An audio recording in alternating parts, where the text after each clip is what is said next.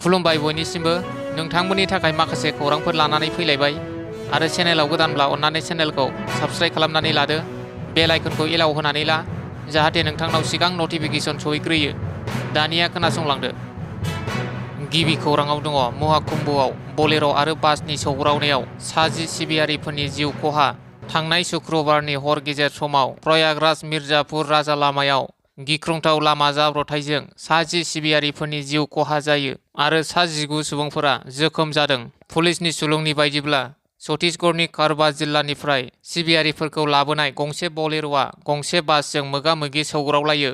गुबुन फारसेथिं मध्य प्रदेशनि राजगढ़ जिल्लानिफ्राय सिबियारिफोरखौ लाबोनाय बासआ संगमनिफ्राय फैफिनगासिनो दंमोन आरो वाराणसि फारसे थांगासिनो थानाय समावनो बे जाब्रबथाया जादोंमोन। बलेर'नि गासिबो 10 दावबायारिफ्रा जायगायावनो जिउ गोमायो आरो जोखोम जानाय 19 दावबायारिफोरखौ फाहामथायनि थाखाय CSC रामनगराव थिसननाय जादों होननानै मिथिनो मोननाय जादों। जिउ खहा जानांनाय सुबुंफोरा संगमाव गोथार दुगैनो थाखाय मेला फोथारसिम थांगासिनो दंमोननि खौरां मोननाय जादों। जाथायनि खौरां मोननायनि उनावनो पुलिसआ जाथायथिलियाव सौहैयो आरो गोथै सहखौ गावसिनि आवथायाव लायो। लोगोसेनो सौग्रावनायनि जाहोननि सायाव आरोबाव नायबिजिरगासिनो दं होनना मिथिनो मोननाय जादों। मख'नो गोनांदि उत्तर प्रदेशनि गिबि मन्थ्रि योगी आदित्यनाथआ जाब्रबथायखौ खौरां लायो आरो थैनायफोरनि नखरनिसिम दुखु फोरमायो। नैथि खौराङाव दङ थाद'नाय गैयै दोलो नागारनानै BJP दोलोआव हाबदों बनरगाव ब्लक BPFनि बिबानगिरि सोद्रोमाफोरा। बेबादिनो मैयाबो 9 नं बनरगाव BTC बियाबनि बंसिगाव BCDCनि सिङाव थानाय गसकाटा गामिनि BPFनि 14 सोद्रोमाफोरा MCLA राजीव ब्रह्मखौ मोजां मोननानै BJP दोलोआव जयेन जाफैयो।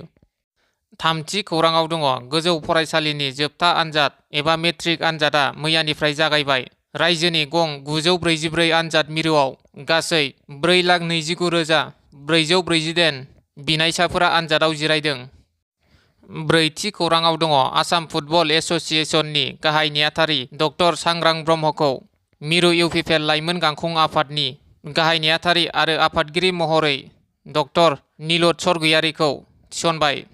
बाथि खौराङाव दङ कामरुपनि कासबारि गोजौ फरायसालिनि गिबि साननि मेट्रिक आनजादा जेंना नुजाथिनायनि उनाव जोबनानै थांबाय। 9 रिंगायाव खुंजानो गोनां आनजादा 9:35 रिंगायाव जागायदोंमोन, जायनि थाखाय 35 मिनिट सम बारायनानै लिरहोफिननो गोनां जादों। आनजादखौ गाहाय फोरोंगिरि एबा आनजाद दिथागिरिनि लोरबांथिनि थाखाय जाथाया सोमजिदों। कासबारि गोजौ फरायसालियाव रायजोफोर आरो बिमा-बिफानि गाग्लोबनायाव बोलि जानांदों। गाहाय फोरोंगिरि अशोक चौधुरीया सोलोंथाइ बिफाननि सामलायगिरि, कामरुप जिल्लानि जिल्ला बेंगिरि, जिल्ला पुलिस बिफाना जाथायथिलियाव नुजाथिदोंमोन। बेनि उनाव गाहाय फोरोंगिरि अशोक चौधुरीखौ आनजादनि गासै बिबाननिफ्राय बोख्लायनाय जायो आरो अशोक चौधुरीखौ गोख्रों साजा होनांगौनि दाबि दैखांदों।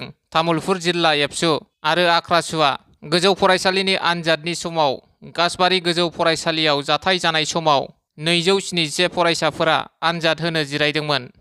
द'थि खौराङाव दङ क'क्राझार टाउननि डक्टर रबेन चन्द्र ब्रह्मनि फिसाजो डक्टर लिजा माइनाव ब्रह्मआ उत्तर प्रदेश मुलुगसोलोंसालि मेडिकेल साइन्सनिफ्राय मेडिकेल माइक्र'बाय'लजियाव डक्टर अफ मेडिसिननि डिग्री मोननो हाबाय। स्निथि खौराङाव दङ फैगौ BTC बिसायख'थिनि थाखाय 28 नं गयबारि बियाबनि थाखाय BPF हान्जानि बिजाथि नागिरनानै जितेन मोसाहारिया आर'जलाइ गथायबाय। दाइनथि खौराङाव दङ जगेन बसुमतारिया BTCनि 28 नं गयबारि बियाबाव BPF दोलोनिफ्राय टिकेट मोननो हास्थायदों।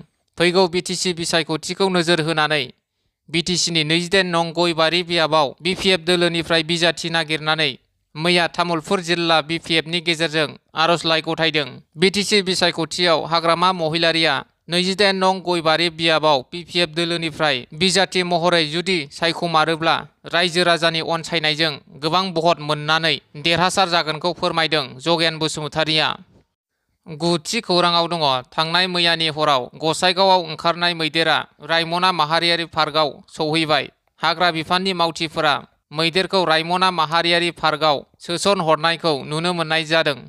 10थि खौराङाव दङ मैया 15 फेब्रुवारि एबसुनि 58थि गायसनथाइ सान फालिदों। क'क्राझाराव थानाय UN एकाडेमियाव क'क्राझार जिल्ला एबसुनि हेफाजाबजों 58थि गायसनथाइ सान फालिदों। हाबाफारि बायदियै फुंबिलि समावनो दुलाराय बर' फरायसा आफादनि फिरफिलाखौ बिरहोयो। आफादगिरि दिपेन बर'आ बड'फा उपेन्द्रनाथ ब्रह्मनि सावगारियाव बिबार बावजेनो क'क्राझार UN एकाडेमि सामलायगिरि कृष्ण गपाल बसुमतारिया मुंख्लंफोरनि मुङै बिबार बावजेनो।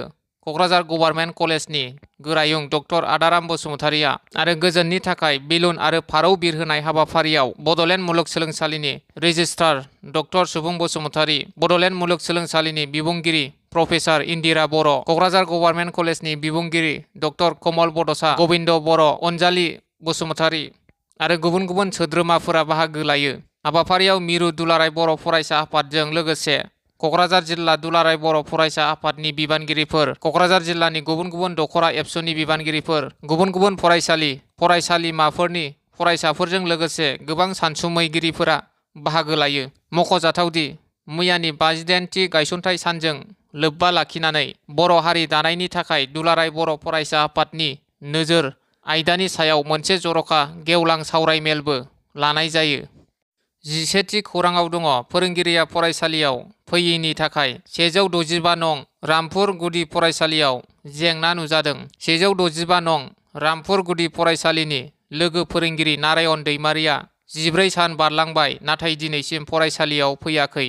गाहाय फोरोंगिरि बिथाङा फोरमायनाय बादिब्ला थांनाय 1 फेब्रुवारिनिफ्राय बर' बिजोंनि लोगो फोरोंगिरि नारायण दैमारिया 14 सान जाबाय नाथाय दिनैसिमबो नुजाथि फैयाखै आरो बिथाङा फरायसालियाव फैयैनि जेबो खौरां हराखै आरो नारायण दैमारिया थांनाय जानुवारि दानाव 1 दान सुथि लादों होनना बुंथियो आरो न'खरनिफ्राय नारायण दैमारिखौ मिसिं केसबो होनाय जाबाय होनना मिथिहोबावदों गाहाय फोरोंगिरि बिथाङा।